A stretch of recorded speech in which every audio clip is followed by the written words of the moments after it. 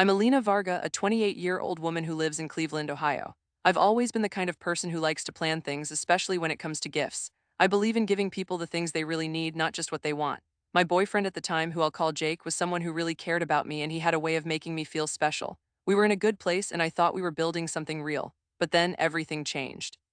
It was the holidays and Jake had been working really hard to make sure I had a great Christmas. He had promised me a big gift, something I would really love. I had been waiting for it for weeks and I was excited. I thought it was going to be something amazing, something that would make me feel like he really saw me and knew what I needed. But then the unthinkable happened. One day I got a call from Jake. He was crying and his voice was shaking. He told me that someone had stolen the package that was supposed to be my gift. It was an unlocked iPhone and a laptop, both of which had been paid for in full by him.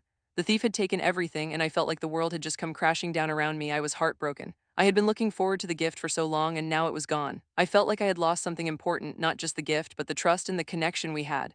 Jake was really upset too. He had been so excited to give me the gift, and now he was worried about the consequences. He told me to trust the process and let the police handle it, but I felt like I was just waiting for something to happen and I wasn't sure if anything would ever be the same. As the days turned into weeks, I started to feel like I was stuck in a loop. I had to wait for updates from the police, and every time I got one, it was more frustrating than the last. I had to use my brother's old iPhone to stay in touch, and I had a 2009 MacBook Pro that only worked with a wired internet connection. It was so frustrating, and I felt like I was losing my mind. I was trying to keep things normal, but I couldn't shake the feeling that something was wrong. Then one day, Jake came home with some news. He had gotten an update from the police, and it was a big one. The thief had been caught, and it turned out that he wasn't just a one-time thief.